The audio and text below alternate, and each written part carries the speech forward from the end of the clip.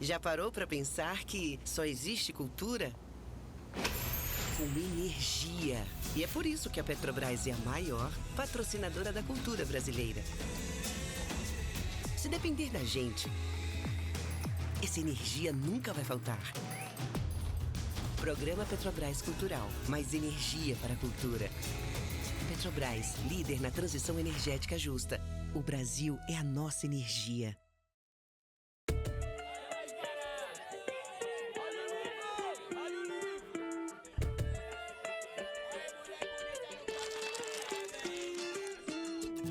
Sejam todos e todas bem-vindos à Feira do Livro 2025.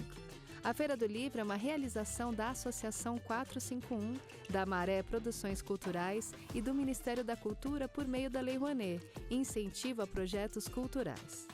Apresentador exclusivo Petrobras. Patrocínio Prefeitura de São Paulo e Motiva por meio do seu instituto na categoria Prata, Itaú Unibanco na categoria Bronze. Apoio Instituto Ibirapitanga, Pinheiro Neto Advogados e Enjoei. Parceria institucional Mercado Livre Arena Pacaembu, Museu do Futebol e Secretaria da Cultura, Economia e Indústria Criativas do Estado de São Paulo. Secretaria Municipal de Esportes e Lazer, Secretaria Municipal da Pessoa com Deficiência, Biblioteca Mário de Andrade e Livraria da Travessa. Apoio institucional Embaixada da França no Brasil, Instituto Camões, Instituto Cervantes, Canada Council for the Arts, Acción Cultural Espanhola, Ernesto Tsirunik Advocacia, ETAD, Vagalume, Ecoar, Quiro, Inside by Meliá São Paulo e Genópolis, Bubu Restaurante e Ovo. Parceria de mídia, TV Brasil, Rádio Nacional de São Paulo, Folha de São Paulo, UOL, JCDecO, Revista Piauí e Publish News. Acompanhe a cobertura completa da Feira do Livro 2025 no site da revista 451. Acesse www.451.com.br e também nas nossas redes sociais, @a Feira do Livro. Viva o livro brasileiro!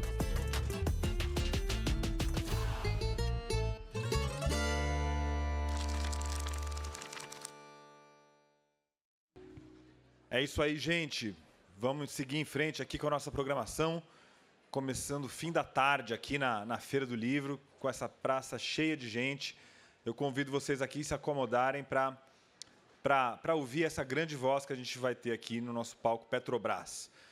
Eu queria primeiro agradecer aqui ao Ministério da Cultura, que por meio da Lei Rouanet apresenta a Feira do Livro junto com a Petrobras, e também com os nossos patrocinadores, Motiva, Itaú Unibanco, e também com a Prefeitura de São Paulo e o Escritório Pinheiro Neto.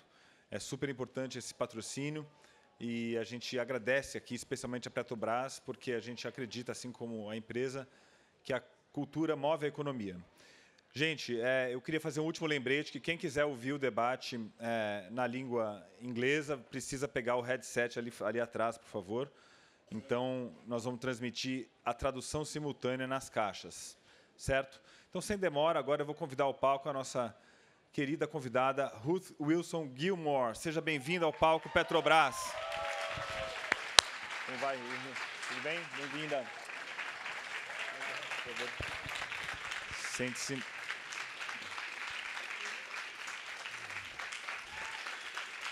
Seja muito bem-vinda.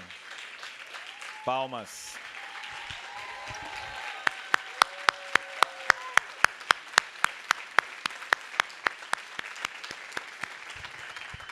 A Ruth vai ser apresentada pela nossa mediadora, que é a colunista da 451, Juliana Borges. Seja bem-vinda ao palco da Petrobras.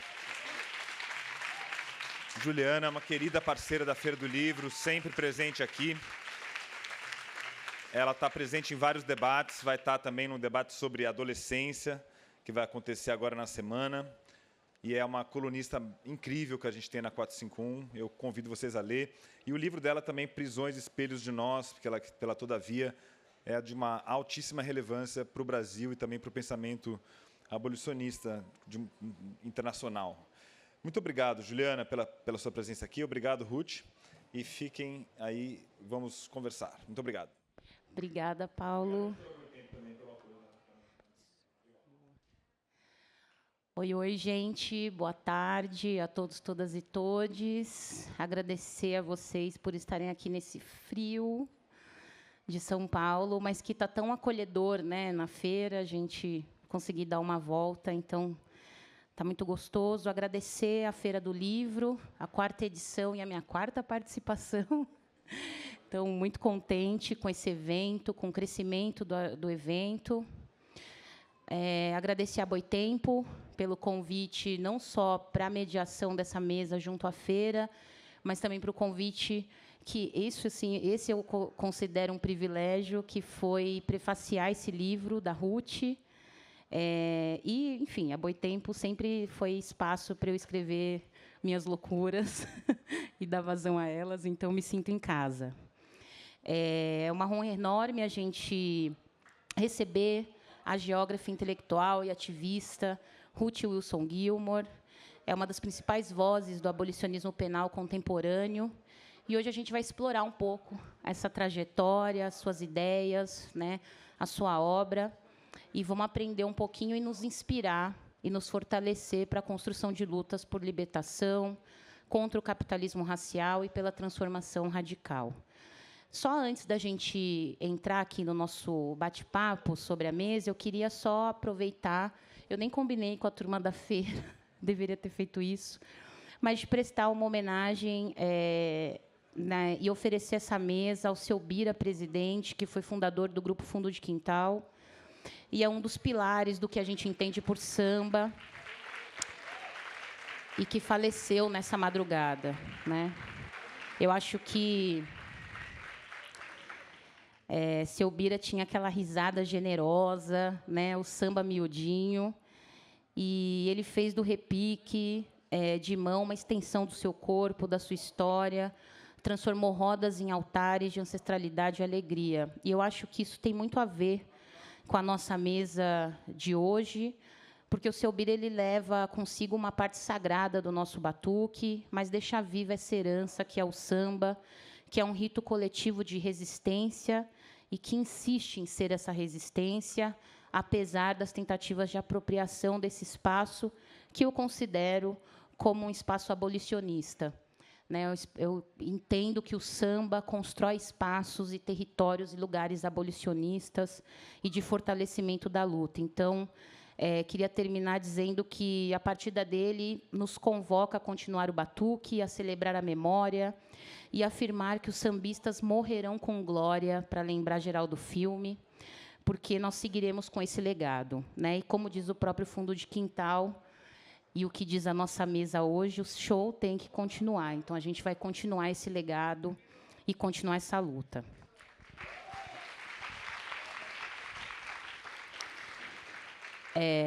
E aí vou só apresentar a Ruth para vocês. Falei brevemente, mas a Ruth é uma ativista, militante, antiprisional, poderia dizer que especialista em geografia carcerária, mas não só. É diretora do Center for Place, Culture and Politics e professora da City University of New York, além de ser cofundadora da organização Critical Resistance e do California Prison Moratorium Project. Ela publicou no Brasil California Gulag, que eu vou mostrar aqui para vocês, pela Igracniga em 2024, e lança aqui com a gente, esse ano, o Geografia da Abolição, que eu espero deixar todo mundo com vontade de sair daqui para a fila para comprar e ter o ingresso e ter o autógrafo da Ruth. Então, Ruth, vamos para o nosso papo aqui. Eu queria começar dizendo que, antes da gente se aprofundar nas suas formulações conceituais, eu queria voltar um pouco às suas experiências que fundamentam a sua teoria, né? A gente sabe que, para nós, materialistas, a vida fundamenta a teoria, né? Então, aqui no Brasil, a produção crítica em criminologia tem sido feita cada vez mais por mulheres negras, pesquisadoras e ativistas que falam desde os seus territórios. Um exemplo que você conhece é a nossa querida Dina Alves, que é uma abolicionista penal, que mostra como o judiciário brasileiro ele não só reflete, mas ele ativa, né? Ele é um impulsionador do racismo e das hierarquias raciais, de classe e de gênero. Então, queria começar com isso, com você podendo compartilhar um pouco da sua história com a gente, das lutas nas quais você se engaja e como elas foram se entrelaçando e posicionando o seu pensamento crítico radical negro, né? O que havia no seu cotidiano que te ensinou a recusar e denunciar a prisão como uma resposta? Jewel, I'm so happy to be here and thrilled that so many of you have come out on a cold São Paulo autumn afternoon to listen to our conversation.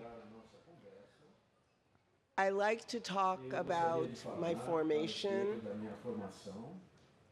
in my household, in my community, as well as in school, and mostly with comrades. I was raised in the Black freedom movement in the United States. My parents were raised in the Black freedom movement in the United States. Our way of life was always about fighting for freedom. I was born in the middle of the last century, 1950, so after the Second World War, during a lot of anti-colonial struggle, before the end of American apartheid, before the end of apartheid elsewhere. And in that context, I learned to be curious about everything. Everything. I was a nerd. And what I learned was that the Black freedom movement, to be successful, had to change everything about how we lived, rather than just the formal status of Black people under a legal system. So that's the beginning. As I got older, which is to say became 12 years old, I had always been very curious about and friendly to communism, because communism clearly was curious about and friendly to me. And when I say me, I mean my movement rather than me, the individual. But when I was 12, and I took a geography course, this is important, we studied different modes of production. And after studying the capitalist mode of production, in an ordinary school in 1962, we studied the Soviet mode of production. And I thought, this makes so much sense. Nothing's wasted. Everything is for everybody. So, after reading that section of the book, I declared to my classmates that I was henceforth a communist. I still have a star. And became part of many radical movements that extended the Black freedom movement in many directions.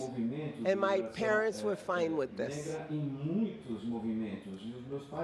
The third movement of this story is that in 1969, my dear cousin, meu querido who primo, was more like a brother to que é me, quase como irmão para mim, was assassinated ele foi assassinado by the U.S. Federal Police pela polícia americana federal, in a war that they had started que eles tinham between two iniciado rival factions of entre the duas Black facções rivais freedom movement. desse movimento de libertação negra. He was part of the Black Ele Panther fazia Party parte for da self-defense. parte de Panteras Negras e ele estava se autodefendendo. As you can Como imagine, vocês podem he and imaginar, I had ele discussed e eu many tínhamos things discutido over the muitas years, coisas durante todos esses and anos, we were in e deep nós agreement estávamos totalmente de acordo about com how relação we a analyzed como analisávamos our a experience nossa to make experiência sense of what para we fazer should do sentido do que to a make gente deveria today fazer better, para fazer o to dia de make hoje tomorrow melhor, para better. fazer o dia de amanhã melhor. So his Então, assassination ele foi brought me to the assassinado, isso me verge trouxe para of a what beira daquilo 30 que years 30 later anos depois became part of the contemporary uma parte abolition movement. do movimento Because, of abolicionista, course, he had been porque criminalized. foi criminalizado. And because, of course, many of his comrades spent part or all of their lives locked up. De toda a vida, e eles acabaram And sendo because, of presos. course, we knew Porque that nós the people sabíamos who were que locked as up, pessoas que who had estavam not sendo necessarily aprisionadas não eram achieved that necessariamente, consciousness, tinham obtido essa consciência, were also suffering because of how the resources of land and labor and capital and state capacity and our ingenuity and imagination were and were not combined. não estavam combinadas.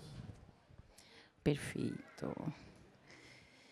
É isso, né? Sempre nossas famílias, né, Ruth? Enquanto você falava, eu lembrava do meu bisavô comunista e que me ensinava. Eu te contei essa história. Acho que não está traduzindo para a Ruth.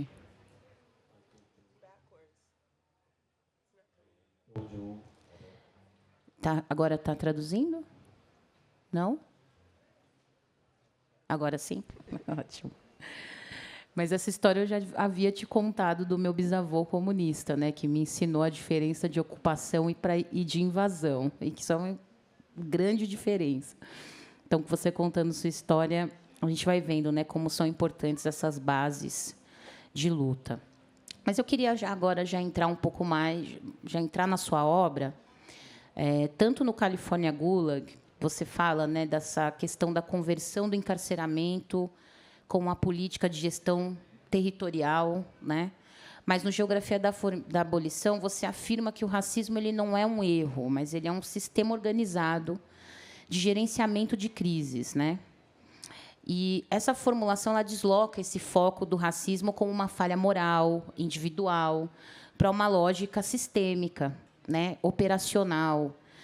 E no Brasil a gente percebe, acho que uma das faces mais explícitas disso se dá a partir da mobilização dessa ideia de guerra às drogas, né? Então, o que justifica a presença militarizada do Estado em territórios periféricos, majoritariamente negros, indígenas, quilombolas, é essa justificativa de guerra às drogas. E a gente sabe, eu sei que a Ruth sabe muito bem, que a gente não guerreia contra drogas, né? A gente não vê policial atirando em maconha, né, em cocaína, né? Essa droga ela se dá em territórios, essas balas atingem pessoas, né?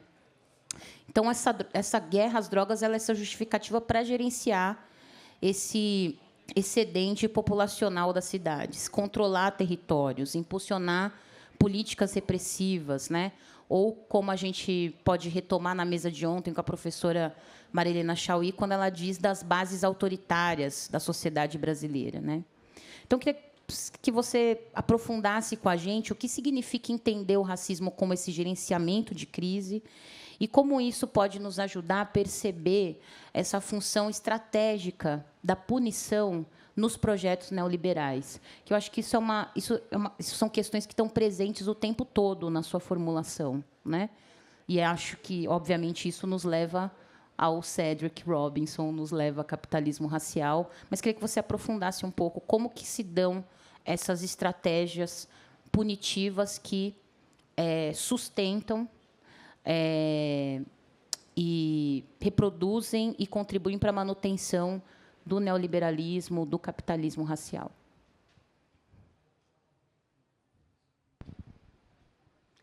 So many places to start. Vários pontos para iniciar. Where to start? All right. Let's start with captivity. Captivity, whether we're talking captivity for the purpose of slavery or captivity for the purpose of punishment or captivity for the purpose of deportation, is based in relations of war. That we can be locked up because we can be killed, not the other way around. So that's the first thing to think. That means for me that abolition arises in the context of the struggle against captivity. O cativeiro. Yes. It's not something dreamed up by some elites in the 19th century to try to make Brazil or any other place a more modern capitalist country. Rather, it is the struggle for self-emancipation that arises in the context of captivity, which I repeat is war. All right. So that is, in general, what unfreedom is. What we see accumulating over time, struggled against, and changed is how that captivity is explained, justified, and perpetuated by those who have the power to explain, justify, and perpetuate. This is true of slavery. This is true of unfreedom in households because of patriarchy. It is true of prison and punishment. That means then that racism requires us to think more deeply than from the point of view of, oh, white people don't like black people, or some such people don't like other such people, but rather to see how symbolically, conceptually, and materially, racism produces race. Racism makes race. Racismo produz raça. Exactly. Thank you. So now let's go from those levels of abstraction way closer to the ground to talk about things like the war on drugs or violence in communities,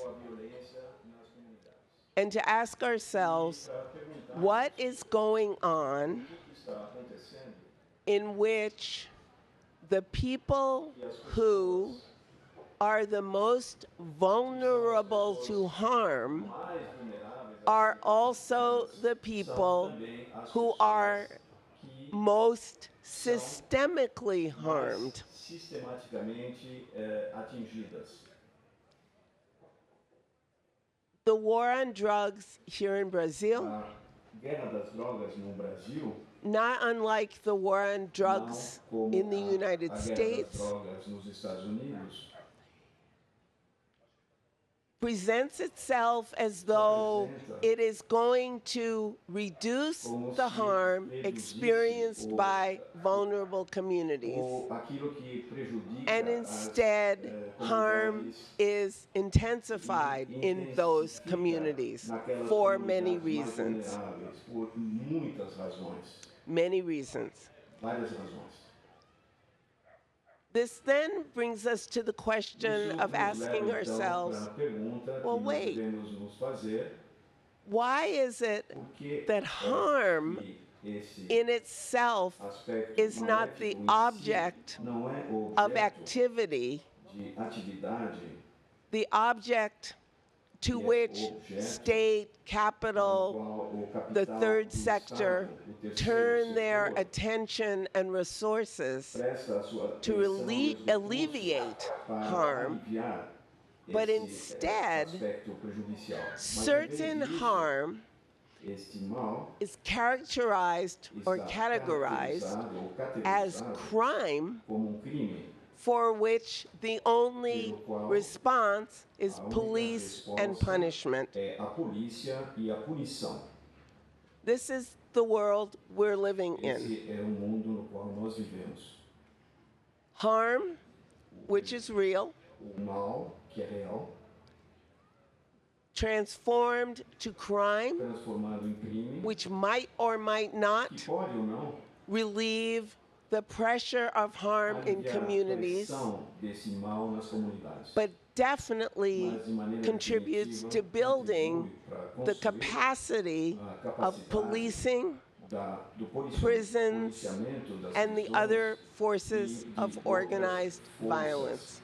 da violência organizada. As a matter of fact, A propósito, and in fact, I think I'm anticipating one of your questions, Jewel. antecipando uma das perguntas que você iria fazer, Let's go back to harm. vamos voltar para esse aspecto do mal. If many Se kinds of harm muitos tipos are de mal not addressed não estão using the direcionados, resources nós achamos and the que know-how esses recursos that e os already exist conhecimentos que já existem to relieve illness, aliviar to a relieve doença, addiction, para aliviar to o relieve vício, para poverty, aliviar a pobreza, to make transportation available, fazer com que o transporte to seja guarantee disponível housing, de forma a assegurar a moradia, and so forth. e assim por diante. What we're O seeing que nós estamos in that assistindo harm nesse mal is the concentration of something I call organized abandonment, o abandono organizado. because that is what happens to individuals, households, communities, entire regions. Em regiões They are inteiras, abandoned, há abandono, whether because agribusiness comes in and changes the use of land from the production of food or other necessities to very toxic monocropping, displacing people, poisoning the environment, and compelling people to figure out what they can do when their options are limited more and more and more. cada vez mais. The forces of organized violence Da violência organizada come in entram to the situation, para a situação as it were, at the edges, como se estão à margem da sociedade to direct those para who focalizar are e dirigir made miserable by the organized abandonment to go in only particular directions and not in others. Whether we're talking about demanding health clinics by occupying them, or demanding land by occupying it, demanding housing by occupying it, demanding transportation by riding it. Organized violence using the system of criminalization will interrupt the popular movement to refuse abandonment, criminalize some people, and terrorize everybody else. This is the world we live in. It is the world of every country where inequality is deep. United States, Brazil, Russia, United Kingdom, South Africa. It is the reality of the constant and continuing struggle against colonialism in Palestine or wherever people are fighting colonialism. The situation is organized abandonment and the forces of organized violence, which include not only police, military, but also militias, drug militias, and so forth, to impose a certain reality and interrupt our capacity to make the reality we need. Fazer a realidade de que nós necessitamos. Obrigada, Ruth. Agora eu mudo um pouquinho para uma pergunta que eu até te contei que tem mais a ver comigo. É uma pergunta minha. É menos uma pergunta. Mas é uma pergunta interessante porque é parte de um dos artigos do livro Geografia da Abolição, que tem o título Feras Decorativas. Eu amo esse título para começo de conversa. Eu adoro demais. E você nos alerta nesse artigo para os riscos de nós sermos incorporados a instituições como ornamento, né, e não como uma força transformadora. E aí eu explico por que parecia o tempo todo que você estava escrevendo para mim, aquela se achando, né, escrevendo um livro. Mas porque passa muito pela minha trajetória, né, de entrar numa universidade que é uma das universidades mais elitistas, né, do país, e resolver estudar uma área que é uma área também que as pessoas olhavam, e até hoje, quando eu falo que estudei isso, as pessoas fazem uma cara de estranhamento, porque fui lá estudar grego e latim clássicos, né? Mas gostava muito de filosofia, tal, então isso foi uma das minhas motivações para isso. E durante muito tempo eu convivi com essa luta interna de qual era o meu papel como uma mulher negra periférica, quebrando um ciclo da minha família, né, portanto acessando a universidade, e resolvi estudar justamente uma área que, quando eu conversava no meu território que eu estudava isso, ninguém entendia muito bem o que eu estava fazendo. Eu lembro até de um parênteses aqui, gente. Eu lembro até de quando eu disse para minha avó que eu tinha escolhido essa habilitação, porque minha família torcia para eu escolher, sei lá, inglês, francês, né, alguma língua moderna. E a minha avó tinha um amigo, grande amigo dela, que era grego. E um dia eu chego em casa e tinham vários dicionários, só que todos de grego moderno, né? Então não era necessariamente o que eu estava estudando, né? Então a questão de não só de traduzir aquilo que eu fazia e do porquê aquilo poderia fazer sentido num território periférico, mas qual seria meu papel também naquela universidade, né? Então esse foi um artigo que me tocou bastante. Então a presença negra a gente tem agora com as políticas de ações afirmativas, né? agora não, né? A gente já tem há mais de 10 anos, que bom, muitos estudantes negros acessando a universidade, né? E essa presença negra ela é muitas vezes requisitada para legitimar esses espaços, que vão seguir funcionando com as mesmas lógicas de controle, segregação, de morte, né?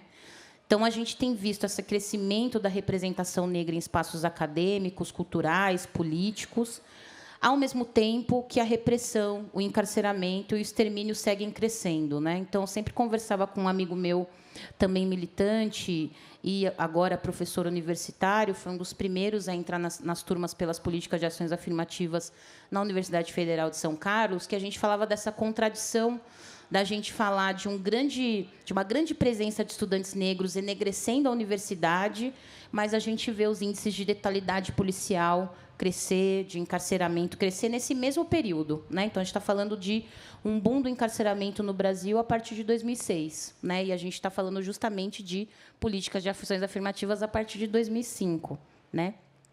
Então, muitas vezes nós somos colocados como prova de progresso, né? Quando, na verdade, a gente pode estar servindo de escudo para que nada mude. E a sua crítica ela me levou a uma pergunta muito importante para o nosso tempo e sobre os nossos corpos nesses espaços, né? Então, como distinguir, na prática, entre presença simbólica e poder real? E como a gente pode construir estratégias coletivas que nos permitam ocupar esses espaços sem sermos transformados nessas feras decorativas, como você denomina no artigo, mas sim como forças abolicionistas que são capazes de reconfigurar radicalmente essas estruturas que querem nos domesticar, né? Então, a gente tem um jeito de falar, um jeito de se vestir, e quando a gente entra na universidade, não pode mais usar oração subordinada, só pode usar coordenada, né? Tem um jeito certo de escrever, tem um jeito certo de falar, tem um jeito certo de se vestir, né? Então, só para finalizar, eu sempre lembro, essa história também já te contei, né? Eu cheguei na universidade, Fefeleste, né, gente, verão, geral de chinela havaiana, todo ripong e tal, e eu entrei nessa onda, né? Aí estou saindo de casa um dia para ir para a faculdade de chinela havaiana, toda hippie, com meus colar de coco, né? E minha avó falou: "Você vai aonde?" Eu falei: "Eu estou indo para a faculdade, tem aula de literatura brasileira daqui a pouco." Ela falou: "Não, você volta agora, você vai colocar um sapato, você vai ficar apresentável. Você, como assim você vai desse jeito para a faculdade?" Né? Então, às vezes, até a nossa família, né, tem uma expectativa de como a gente deve se portar estando nesse ambiente acadêmico, né? E como é uma luta constante a gente... e eu acho que isso também impacta muito estudantes, muitos outros estudantes negros, que eu acredito que, quando lerem esse artigo, vão falar: "Meu Deus, minha vida", nesse artigo, né? Então, eu queria que você explorasse um pouco o que você traz nesse artigo para a gente, né?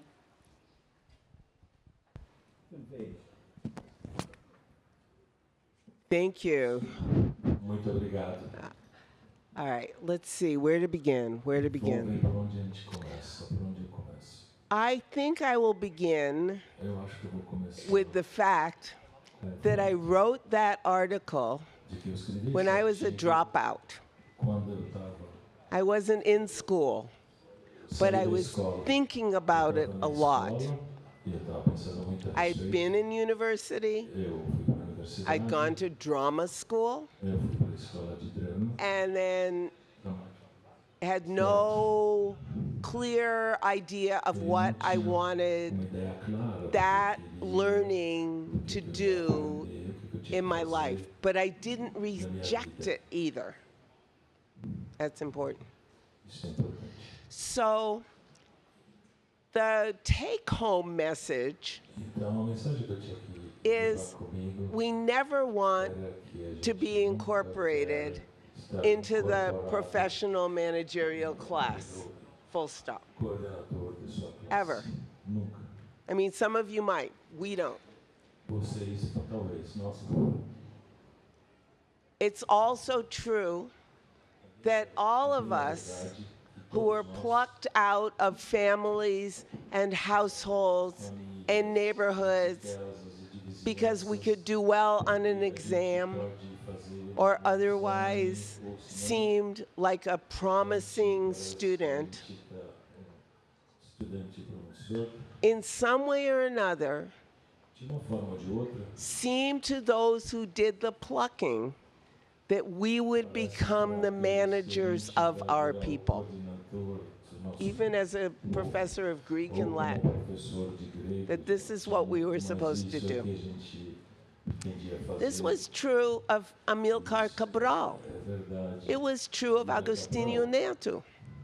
It was true of so many people whose households could let them go to school, which is what the situation was for me, and I think for you. They could let us go to school. They didn't pay, but they didn't require us to contribute to the household income. We could go study. Now, what has happened with so many people over decades and decades of this transformative process is that so many people have been incorporated into the system. And the problem is not what it is we study. Everything we study can be useful for using our imagination, for making connections, for seeing patterns. I mean, the late, great V.I. Mudimbe studied Greek and Latin. And he is the reference for decolonial thought. Uma referência para os estudos decoloniais. Thank you. But here is a really bright example. In the year 2008, Barack Obama was elected President of the United States. It seemed at a certain thin level to be the end of an era that had characterized the entire history of the United States. But there was one black man in the White House and 1 million black men in prison. Obama didn't resolve anything. In fact, he was the deporter-in-chief. Neoliberal to the core. To the core. Exact. So, the problem that we face is not that we go to school, go to university, study drama, study Greek and Latin, any more than it is more liberatory to study law or sociology. Universities were designed to be conservative institutions. But, like all institutions, they're full of resources. And what we have to do all the time, with whatever ability we have, is what I call take the money and run. Use the resources. Use them. Use what we learn in the classroom for our own emancipation. Use those resources by bringing comrades in to do things together. At the moment, as you might know, Black studies is being criminalized in the United States. And the punishment is withdrawal of financial resources. It's urgent that people look urgente que as pessoas at the earliest curriculum os currículos precoces of Black studies dos in the U.S., estudos negros nos Estados Unidos. which emerged in the late 1960s, No final dos anos 60, right when I was going to bem quando university, eu estava indo para a universidade, right when my cousin bem was quando murdered, o meu primo foi assassinado, and the curriculum had everything. o currículo Everything. tinha tudo.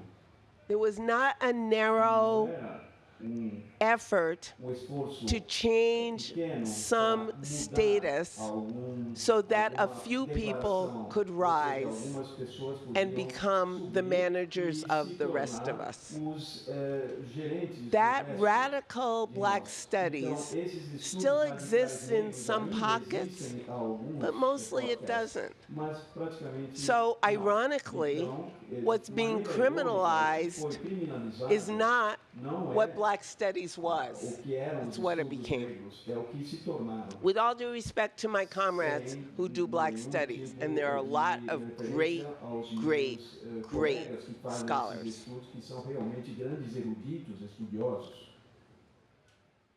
One of the things I thought Uma das about coisas, in a respeito Decorative das quais Beasts eu pensei com relação a isso, was how we could como nós use poderíamos usar our presence in as nossas institutions presenças nas diversas instituições, not only to bring não people apenas in, para reunir as you know, as pessoas, visitors, ou to give visitantes, talks, dar conferências, to participate in seminars, participar em seminários, but also mas também to bring people para in poder to reunir become pessoas students para que with se us, tornem and to estudantes become conosco, e que se teachers tornem with também us, professores and to conosco, change e para mudar the culture a of the cultura institution da instituição only to the extent apenas na that we would medida have em que nós more vamos ter capacity mais to do more capacidade para things fazer mais coisas for our own para emancipation. a nossa própria emancipação, a nossa evolução. So the point was not Então, o ponto to change the não era institution mudar for a itself, instituição por si só, but to change the mas institution mudar a for instituição ourselves. para nós mesmos.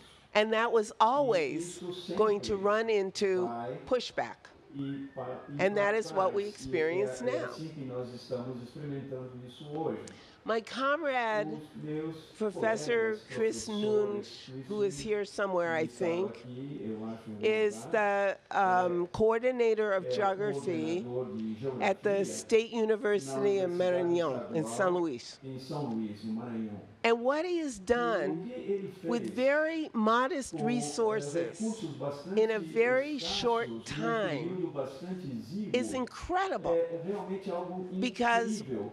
what it Porque does o que is ele it faz welcomes in the realmente students, uma who are acolhida mostly dos black clientes, que students, são, na maioria, to an negros, area of study that has generally been dismissive of era deixado black de lado, people's que as pessoas needs negras necessitam and analyses, de uma and análise completely que transformed transformou completamente the entire research nucleus, o núcleo central named for Marielle Franco, chamado presente, Marielle Franco, in a short time, em tempo bastante using curto, the resources utilizando os available recursos at the que estavam university, disponíveis na própria universidade. and also whatever resources Também spread around a todos os little recursos bit que estavam disponíveis, under Lula's presidency, debaixo da presidência which, do as Lula, we see, que, como nós is a vemos, presidency uma that goes presidência both for and against, que há pessoas contra e as a is the favor, case in como the é o state of caso Bahia and no the estado state da of Bahia, no estado Rio de Janeiro Rio de Janeiro, and São Paulo and so de forth. São Paulo e assim All por we diante. can do is Então, take tudo the que nós money and podemos run fazer é and make pegar o what we dinheiro can with it. e correr e fazer aquilo que dá para fazer com esses And recursos. the last thing I want to A say última is coisa que eu this. gostaria de dizer é o seguinte: When my cousin was quando o meu assassinated, primo foi assassinado, he had just gotten out of the tinha military. acabado de sair do exército. He had served Ele 4 tinha years servido 4 in the anos Navy na Marinha, in Vietnam no Vietnã, during that war. durante a guerra. like many soldiers, muitos soldados, black soldiers, negros, brown soldiers, white pardos, soldiers, brancos, Asian soldiers, indigenous asiáticos, soldiers, indígenas, they became eles anti-war se and tornaram anti-capitalist contra by o fighting the capitalismo, capitalist lutando war. a guerra do capitalismo. When he got out, Quando ele saiu, he went to ele university foi for para a 1 year universidade durante in ano the East Coast, na costa leste, and then decided, he and his partner, to go to California to join the party, the Black Panther Party for Self-Defense. This made sense to them. Isso tinha sentido para ele. In Los Angeles, he became the minister of education for the party. He was 23 years old. Ele tinha apenas 23 anos de idade. He and the Minister of Ele e o Information, ministro da Informação, who had just come out of que tinha prison, acabado de sair da cadeia, so think, two total institutions, duas instituições, military, instituições prison, militares e prisão. came into the party also. No partido também, The two of them os dois used their right os seus direitos as young como men jovens to go to university para in Los entrar na Angeles. Universidade de Los Angeles. There was nothing that kept either one of them out, not being, Não having been sendo a convict and put in prison, colocados na prisão, not having been in the military não or in the estavam party. no So they went exército, no partido. and they Então, enrolled eles in the foram University e se alistaram of California at Los entraram Angeles. na Universidade da Califórnia em Los Angeles. At that time, Nessa época, as I was saying, Black Studies was coming into being. os estudos negros estavam And there was a começando a big se desenvolver, debate e havia grande that had been debate going que on estava about what the curriculum sobre o curso, at o UCLA should currículo be. da Universidade And I de tell Los you this Angeles, qual story deveria because ser. these Eu debates conto essa história should porque o debate influence how we're deveria thinking influenciar now, como estamos pensando wherever hoje. we are working. Cada vez que nós estamos Brazil, trabalhando no Colombia, Brasil, South Colômbia, Africa, África do Sul, ou a Palestine. Palestina, What should the o que curriculum deveria be? ser o currículo? Como deveria ser o currículo? It was in the Então, context foi of the no fight over the contexto da curriculum luta com relação ao currículo that de the estudos, that the Federal Bureau of o Investigation, o FBI, the federal police, a Polícia Federal, set up my estabeleceu, cousin and his comrade falou com for meu, murder. They were acusou fighting over ambos por, curriculum. Do you hear assassinato. me? Eles estavam, These things are as serious as essas heart coisas são attacks. sérias. Eles estavam tentando And that is definir o why currículo, e a razão pela I qual thought to eu, write that piece, pensei em Decorative Beasts, escrever este and that is artigo, why e I a take razão pela every qual eu, possible todas as possíveis source of fontes resources de recursos seriously eu levo a without sério, imagining sem imaginar that having those que resources tendo esses is enough. recursos é It's what we suficiente. do with them. É aquilo que nós fazemos com eles. Isso é a parte mais importante. Eu amo quando você fala, pegue o recurso e fuja. Adoro. Adoro. Ruth, agora a gente entra na palavra do abolicionismo penal. A gente já está falando disso, mas eu vou fazer essa pergunta e depois tem algumas outras perguntas que chegaram da plateia para compartilhar aqui. Você nos lembra que a liberdade é um lugar e que o abolicionismo penal é liberdade e ensaio, que é um processo vivo de construção coletiva. E, relendo algumas coisas para organizar aqui a nossa conversa, isso me remeteu ao Cedric Robinson, que a gente falou rapidamente dele aqui, quando ele fala que a tradição radical negra e o marxismo negro, ele não oferece respostas embaladas, né? Mas que ele apresenta apenas, e aí eu coloco esse apenas entre aspas, porque eu acho interessante ele falar apenas, porque isso não é só apenas, a promessa de ser livre, como o motor da luta. E eu entendi isso como o Robinson recusando essa visão totalizante do futuro, né? Porque ele sabe que o que virá nós temos que construir juntos, Então, não é uma ideia de proposta acabada. Nós faremos uma luta política que vai nos entregar isso, né? Mas que nós precisaremos construir esse processo conjuntamente e que ele vai ser sempre vivo. Então, com isso, eu te pergunto, como sustentar esse ensaio da liberdade no presente, mesmo diante de tantas violências, muitas vezes, né, em constante luto e luta por memória, se a gente pensar na luta das mães, né, de vítimas e familiares da violência do Estado? Como que a gente continua caminhando, insistindo naquilo que ainda não existe, não como uma esperança vazia, né? Aí eu lembro muito de Paulo Freire falando do esperançar, né? Mas como uma prática concreta e cotidiana de criação coletiva e que dá trabalho, né? Talvez, às vezes, a gente quer respostas prontas porque é mais fácil, né? Entrega para um governante fazer. E o abolicionismo fala que não, que nós todos vamos ter que fazer e construir, né? O que essa promessa de liberdade nos exige agora, na vida prática, nos territórios, nas relações, para que o abolicionismo penal seja vivido não só como crítica, mas como um horizonte de construção? E aí eu acho que, dentro dessa pergunta, traz também o desafio de falar o que é abolicionismo penal, que, muitas vezes, o abolicionismo penal ele tem sido cada vez mais difundido no Brasil, mas com uma série de mal-entendidos sobre o que é. Não se trata só de fim das prisões. Eu acho que você lembra muitas vezes isso para a gente nos seus estudos, nas suas falas, muitas vezes, né? A gente não está falando só sobre fim de prisão. Então, eu queria que você falasse um pouco para essa plateia aqui o que é esse tal de abolicionismo penal, que, para a gente, não é qualquer abolicionismo penal, mas também, principalmente, sobre essa promessa de liberdade, né? Que como que a gente pode construir na prática? Você fala sempre construir um hoje melhor para um futuro melhor também, né? Então, assim, quais são essas práticas nos nossos territórios que a gente pode construir para fortalecer esse horizonte de transformação radical? Okay. Another great question, and our time is running quickly, so I'm going to try to be briefer, but it's hard for me. Okay. So, bear with me. Abolition is emancipation in rehearsal. So, rehearsal is also experiment, essay.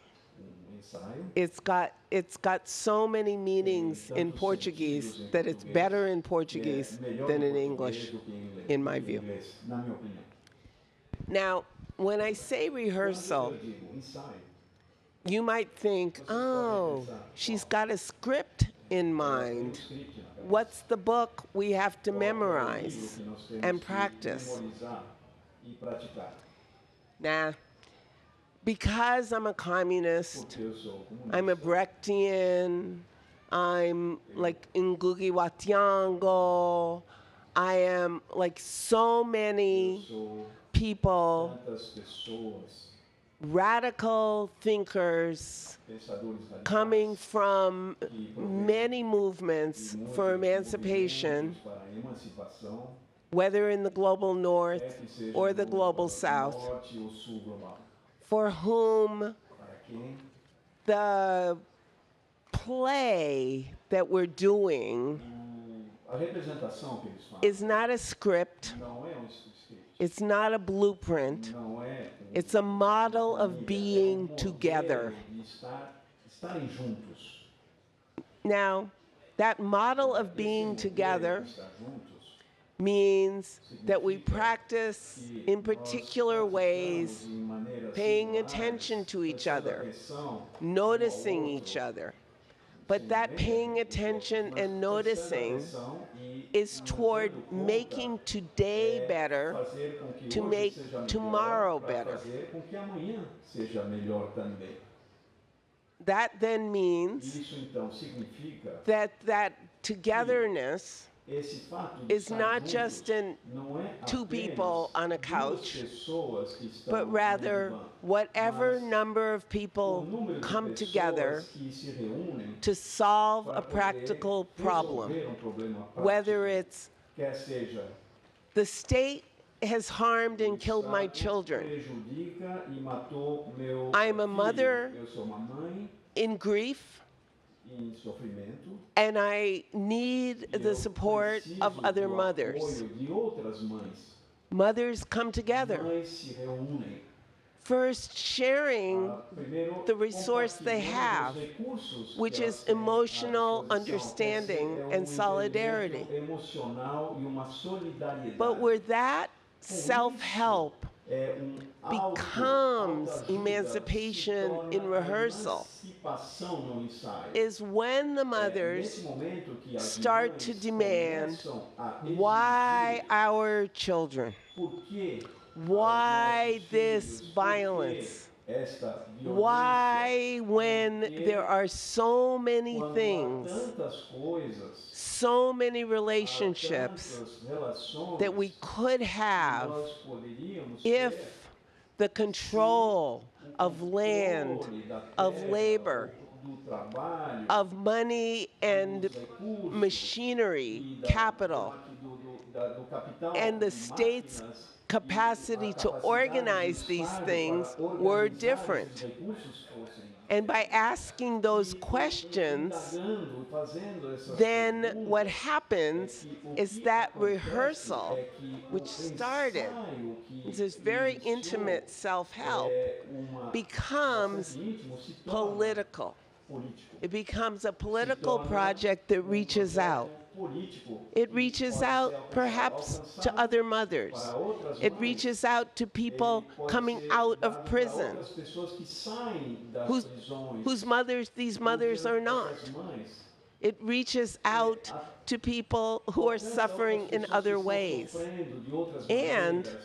and here's where the noticing matters, Onde esse aspecto que chama atenção, people become aware that the struggle tem conhecimento de que of the a luta mothers das mães is connected está with the conectada struggle of, à let's luta say, farm workers de who are constantly trabalhadores que estão subjected constantemente to sujeitos the agribusiness toxins, às who toxinas do themselves or whose agrobusiness, children e os suffer and filhos, die. eles mesmos acabam sofrendo And e that morrem connects disso. E isso, to então, se vincula labor unions a of sindicatos nurses de in enfermeiras hospitals nos who are hospitais trying que to take tentam, care of all of their patients tomar conta de without todos os seus adequate pacientes sem resources. recursos adequados. And this extends to people who are occupying buildings or land in order to have a place to live, and so forth. E assim por diante. Now, I started with mothers who are suffering, Mães que estão sofrendo, and I've written quite a bit about escrevi bastante my a comrades respeito with whom I worked for many years, but we could start anywhere. começar de qualquer lugar. Indeed, thinking in terms of totality, Da totalidade, da integralidade, without imagining there is a mechanistic way to work through the contradictions, com relação às contradições. is another way of Isso é uma outra thinking maneira de pensar about a abolition respeito da as abolição emancipation como in uma rehearsal. emancipação no ensaio. There are many Há models, muitos modelos big, complex grandes, models, complexos, like the MST, como o MST, small but also complex models, like quilombos, like Amparar, which is present today, está presente like aqui hoje, many other como muitas organizations, outras organizações, small, big, all grandes, complex, todas são because the complexas, porque consciousness a consciência that is arisen que surge from the pain da dor and from the experience da to experiência asking questions with the assumption that there are answers better than the ones we get respostas melhores do is que what aquelas que matters. nós obtivemos, é isso que importa. I've had the joy being here, Jules, in talking with you on other occasions, in talking with many social movements here in São Paulo and in Rio, speaking in universities, in law faculties, geography faculties, other faculties. And the thing that I keep noticing here in Brazil, also in South Africa, comrades in Sudan, comrades in Palestine, where I was many years ago, but not recently, is that people recognize the urgency of contradicting the carceral geographies in which we are trapped through those processes of organized abandonment and organized violence that I was talking about earlier.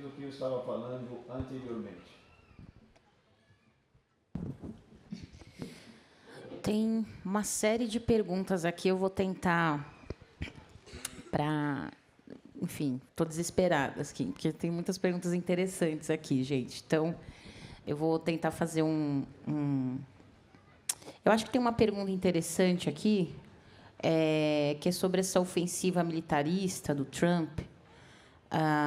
E eu acho que isso pode, de alguma maneira, também se linkar com uma pergunta que eu tinha pensado sobre o complexo industrial prisional, né, o complexo industrial militar, as diferenças, né, por que a gente usa essa expressão. E eu acho que não só essa ofensiva no Trump, mas pensar o que tem acontecido também no que a gente chama, né, de Oriente Médio, que eu acho que é sempre bom, né, é uma nomenclatura ocidental. E aí a pergunta é sobre essa escalada, porque a gente tem visto essa perseguição a imigrantes, né? E eu acho que isso tem uma relação que não é uma coisa localizada nos Estados Unidos, eu acho que isso se relaciona com movimentações globais, né? Então, queria que você comentasse sobre isso, né? E a pergunta é se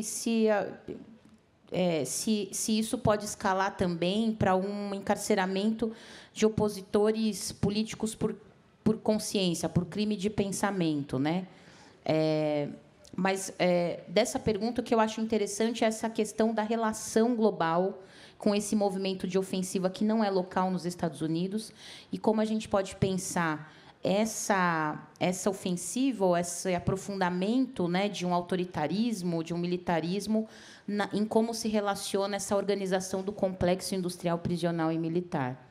Eu tomei a liberdade de aproveitar e colocar uma pergunta minha nessa, porque foi um amigo meu que fez. Então, ele não vai me matar depois. Mas aí depois eu quero trazer também só um ponto, só para não deixar nenhuma pergunta, assim, acho que não dá conta de responder todas, mas só para você tê-las aqui, para ver a diversidade e como estavam ricas as perguntas. Uma pergunta também foi sobre a questão do punitivismo nas esquerdas. Eu acho que a gente conversou um pouquinho disso também, né? Um tempo atrás, sobre o punitivismo nas próprias esquerdas, né? Ou no progressismo, porque eu não chamo necessariamente de esquerda. Mas essa ideia de um punitivismo no progressismo, porque a gente vai pensar isso numa não diferenciação, por exemplo, nas políticas repressivas em São Paulo e na Bahia, por exemplo, né? Então, acho que esse é um ponto aí que a gente, quem se reivindica de esquerda, né, precisa refletir sobre isso, né? Sobre como a gente pode pensar essas limitações da esquerda brasileira para a gente, inclusive, introduzir, massificar, né, e incorporar o abolicionismo penal, que é uma resposta radical a essas questões. E aí, Ruth, fique à vontade para não necessariamente conseguir responder todas. Eu só queria que você tivesse acesso a todas as perguntas, porque eu acho que elas são muito interessantes mesmo. Uma outra pergunta foi sobre uma questão que extrapola pensar a prisão para pensar abolicionismo, que eu acho que, de certa forma, você já respondeu. Então, a gente pensar outras formas que a gente poderia falar de ações carcerárias ou ação repressiva. Então, por exemplo, não só o aprisionamento e a violência policial, mas pensar também a precariedade do transporte público também, como uma forma de limitação de deslocamento no território, de vivência no território, isso como também limitante das nossas vidas, né? Então, de novo, tá? Estou só te passando as perguntas aqui, você vê. Acho que tem outras duas aqui que você já respondeu de certa forma, mas tem uma que eu acho muito interessante, que foi feita aqui, que é a problematização da inocência, que eu acho que isso está muito presente nos estudos e nas formulações abolicionistas, porque quando a gente... E aí, só olhando o tempo desesperadamente aqui. E aí eu vou só explicar por isso. Há um tempo atrás, conversando com alguns amigos ativistas e tal, começou-se a tentativa de... a discussão era a seguinte, só para trazer o contexto. Como que a gente envolve, por exemplo, artistas, né, no debate em torno do questionamento ao encarceramento, de prisões e tudo mais. E aí todo mundo falava assim, é muito difícil, tal, né, porque ninguém quer mexer muito nesse vespeiro. E aí teve um caso que surgiu, que foi de uma prisão de um rapaz que se provou que ele era inocente. Aí a discussão foi, não, essa aqui dá para a gente falar com esses artistas, porque ele era inocente, vamos defender a inocência dele. E eu acho que você, a Jack Wang, vários outros abolicionistas vão questionar essa questão da presunção da inocência, porque a questão da repressão não está relacionada a se somos inocentes ou não. Então, não significa só nos levantarmos para defender inocentes que estejam erroneamente, entre aspas, encarcerados ou que tenham sido presos, né? Então, a pergunta era muito nesse sentido. Eu achei assim, não sei quem que fez, porque não colocou o nome, mas essa eu achei muito interessante para a gente entender que, quando a gente está falando de abolicionismo penal, para a gente essa não é a questão, se a pessoa é ou não inocente. Não é esse o debate, né? Então, você viu, né? Foi um apanhadão de questões para tentar contemplar todo mundo.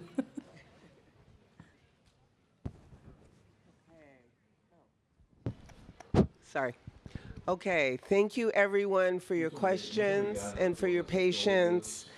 I will very quickly touch on some high points. It is true that there is a lot of movement of people within territories throughout the planet. As you know, for the first time in human history, slightly more than half of us live in urban areas. It's the first time. It's also true that of the billions of us who live in urban areas, many are in coastal or waterfront areas and are very vulnerable to climate change. Climate change, as you know, is produced by the capitalist use of fossil fuels, and this use not only provokes climate change, but it also has provoked militaries, especially the US and the UK, for all I know Brazil, to target populations who might start to move because of climate crisis. So the military produces climate crisis and then goes after the people who might move. Does this not sound like I am repeating what I said earlier about organized abandonment and organized violence? It should, because it's the same. The military-industrial complex and the prison-industrial complex are categories that I explore quite a bit in a couple of essays in the book. I will not summarize them here, But what they are is a way of thinking about capital, state, labor, and territory all at once. I became a geographer because I was already thinking this way, plus my 12-year-old experience of becoming a communist, rather than I think this way because I became a geographer. All right. Second point is about lefts and progressives and so forth. I don't call myself a capital P progressive because in my view, capital P progressivism is a relic of the late 19th and early 20th century, when so many harmful anti-black, anti-indigenous forms came into being at the same time that there was a little bit of relief for certain fractions of the working class in some parts of the world. And that was also true in Mexico, not only in the United States, and so forth. No matter what you call yourself, no matter what we call ourselves, I think the key is, with the rise of fascism in so many parts of this planet, to recognize we cannot domesticate fascism. It cannot be domesticated. It will not become a pet. Rather, yielding to fascism always invites more fascism. This is what the fascists in the 1920s recognized in Italy, in the 1930s recognized in Germany. We can follow it through the various fascist states in Iberia, in Brazil, in Eastern Europe, and so forth, over time. Putting your head down doesn't guarantee it will pass over.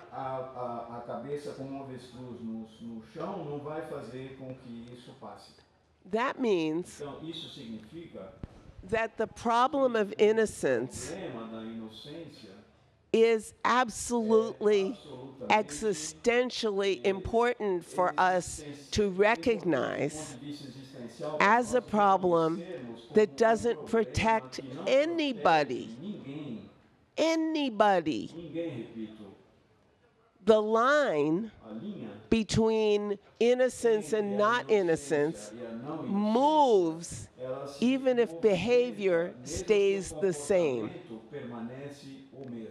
I was talking with a political party the other day, PSOL, and one of the questions was, oh, Ruthie, what's the most important takeaway for us? Lawyers, elected officials, and so forth. I said, comrades, do not give in to the delusion of innocence. Harm is a problem for which we have incredible imaginative solutions that people already put into place, making today better to make tomorrow better. That is what we should be doing, not saying we'll find the innocent few, punish the rest harder.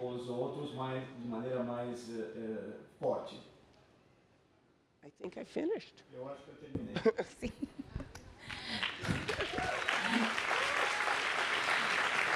Eu acho que a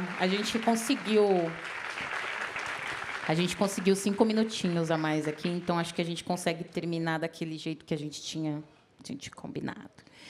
Que é, eu acho que tem uma questão que é como você enxerga o papel da cultura, da arte, da imaginação radical nesse processo de construção de futuros não punitivos, né?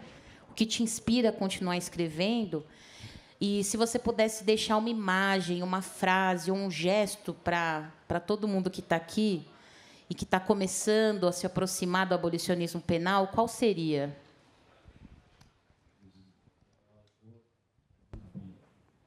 Okay, this is great.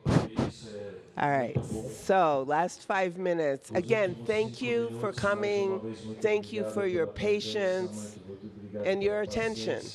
It's very meaningful for me. It ought to be obvious to you, listening to me this afternoon, that whatever we do can change, and we always start from where we are. Whether it's in school at age 12, doing homework, or in university, like Jules, occupying offices to make demands. And in the context of doing that, we find people and understandings we had not anticipated. Jules found out her grandmother was in solidarity with the students who had taken over the rector's office. Jules was surprised. This mattered because then the multi-generational rehearsal of emancipation became completely palpable at that moment in that kitchen with a very angry mother between the two of you. You see? This is true whatever we do. Abolition requires that we change one thing, everything.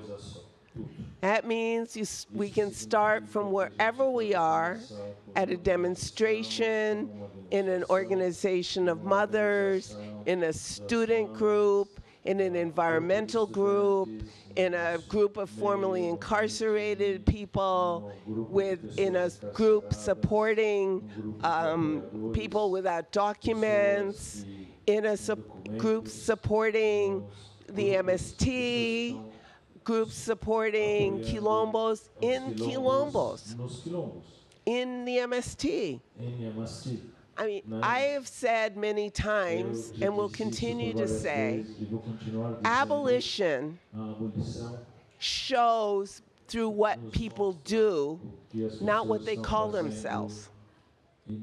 I don't need the MST to say we're abolitionists for me to say I see abolition, or for quilombos to say we're abolitionists for me to say I see abolition, because wherever we encounter it in rehearsal, we can learn from that, join the rehearsal, and do more rehearsing on our own.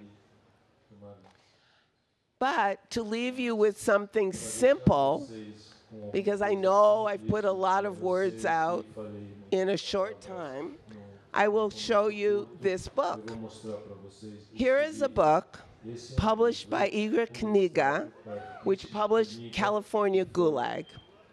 And it's called 12 Coisas que você pode fazer ao invés de chamar a polícia.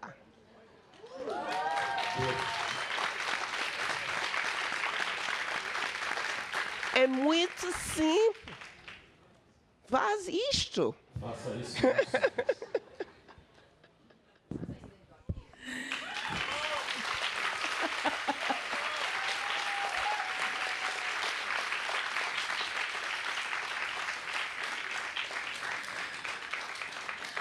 Bom, gente, essa é a RUTH para mim.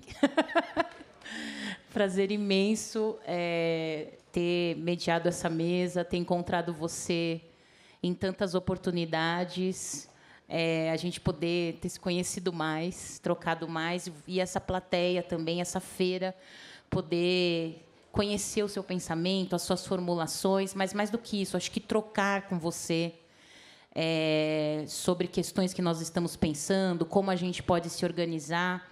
Eu acho que tem um elemento que a gente não deu tempo, né? Porque, se deixar, eu e a Ruth, a gente fica aqui um tempão, mas acho que esse trabalho faz parte de algo que você sempre chama atenção no seu trabalho, que é sobre a solidariedade radical internacional. Né? A gente está falando de capitalismo racial, a gente está falando de complexo industrial prisional militar, e isso impacta as nossas vidas aqui e impacta as nossas vidas em outros territórios.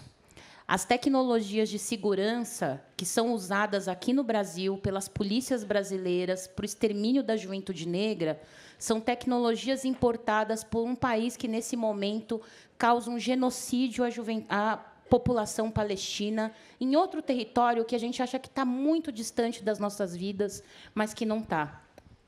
Não à toa, a gente tem 13 prefeitos brasileiros lá, sem conseguir voltar. Foram para lá para comprar tecnologias de segurança para utilizar contra as populações periféricas no Brasil. Então, a gente não está isolado. Tudo está muito interconectado, está muito ligado. Então, inclusive, as resistências que a gente faz aqui têm que estar articuladas com as resistências que acontecem nesse momento nas ruas de Los Angeles, nas resistências que acontecem nesse momento em solo palestino, nas resistências, inclusive, que acontecem dentro de território israelense, porque a gente sabe que há israelenses também denunciando e dizendo não em nosso nome. Então, essa conexão a gente precisa fortalecer para entender que somos todos impactados e que precisamos construir em solidariedade contra essa máquina, essa estrutura que serve para nos separar, para nos segregar e para nos exterminar. Então, não é sobre fla-flu, gente, não é sobre torcida para assistir guerra, não, gente. É sobre como a gente vai construir solidariedade internacional em todos esses territórios para a gente botar abaixo o fascismo e o autoritarismo. Então, acho que essa é a grande lição, Ruth, que você deixa para a gente, que você traz para a gente. Eu agradeço muito por isso. Quero agradecer também a tradução. E agora todo mundo encontra a Ruth nos autógrafos. Quer falar alguma coisa, final? Além dos 12 motivos para a gente não chamar a polícia. Exato. Quer falar mais alguma coisa? Não? Então, gente, obrigada.